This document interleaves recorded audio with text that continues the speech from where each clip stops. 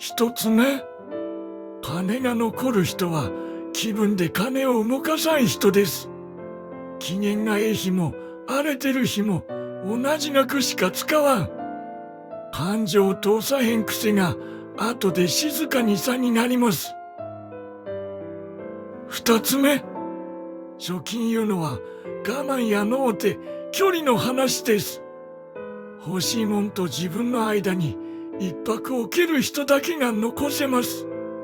その一泊が金も心も守ってくれるんです。三つ目、金は増やそうとするより逃がさん方が簡単です。